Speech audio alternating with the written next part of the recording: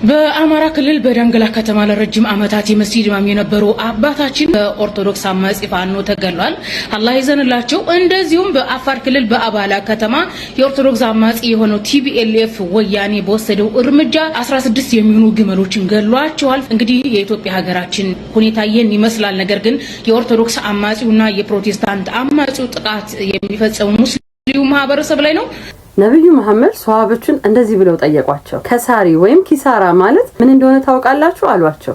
ሷሃቦቹም ኪሳራ ማለት በገንዘብና በንብረት ላይ የሚደርስ ነገር ነው ብለው መለሱላቸው። ነብዩ መሐመድ ግን እንዲህ አሏቸው፣ እውነተኛ ኪሳራ ማለት አንድ ሰው በቀን 5 ጊዜ ሶላት ቢሰግድ ቢጾም ቢነይትም እንኳን ምላሱ ሰዎችን የሚያቆስል በጥላቻ የተሞላና ለመረጃ በጅምላ የሚፈርድ ከሆነ እሱ እውነተኛ እስላማዊ ስነ ምግባር ያልተላበሰ የቂሚያ ቀን ምንም ሶላተኛ ቢሆንም በክፉ ምላሱ ግን ወደ እሳት ይጣላል አላቸው። እባክሽ እህቴ የፖለቲካን ቆሻሻ ቅዱስ ሃይማኖት ጋር አታያይሽ። ቆም ብለሽ አስቢበት። ጦርነትና ግድያን በአንድ ሰፊ የሃይማኖት ማህበረሰብ ላይ መለጠፍ ከጥላቻ በላይ ምንም ትርፍ የለውም። ቲዲኤፍ ወያኔም ሆነ ፋኖ ወይም ማንኛውም የታጠቀ ኃይል የሚወስደው እርምጃ ወታደራዊና ፖለቲካዊ ውሳኔ እንጂ የሃይማኖት ትዕዛዝ አይደለም። ምክንያቱም በእነዚህ ቡድኖች ውስጥ እስላሙም ክርስቲያኑም ፕሮቴስታንቱም ሌላ እምነትም ባለቤት የሆኑ አሉና እኔ አንቺ አስተዋይ ነበር የምትመስይኝ። እንዴት የስታስቲክ መረጃ እጅሽ ላይ ሳይኖር በጥላቻ ተነስተሽ ኦርቶዶክስ አማኞች ናቸው ንጹሃንን እየገደሉ ያሉት ብለሽ የጥላቻ መርዝሽን ማህበረሰቡ ላይ ለመርጨት ትሞክሪያለሽ? የትኛውም ሃይማኖት እኮ ሰላምን እንጂ ነፍስ ማጥፋትን እኮ አይሰብክም።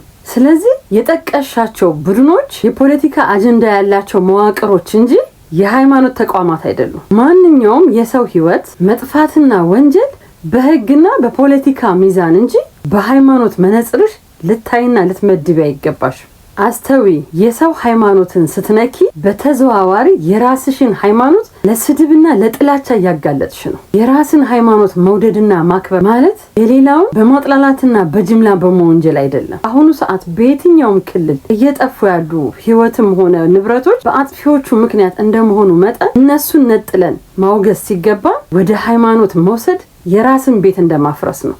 እናስተውል። በሶሻል ሚዲያ የሚለቀቁ የብሔርና የፖለቲካ አጀንዳዎች እንዳንነዳ ጥንቃቄ እናድርግ። የኢትዮጵያ ሁሉም ሃይማኖቶች ለዘመናት የኖሩት አብሮነት እሴት በእንዲህ አይነት የፌክ መረጃዎች እንዲናጋ አንፍቀድለት። የምላስ ወለምታ በቅቤ አይታሽም እንደሚባለው ዛሬ የወረወር ነው የጥላቻ ቃል ነገ ሀገርን ያፈርሳልና ለሁላችንም ማስተዋሉን ይስጠን።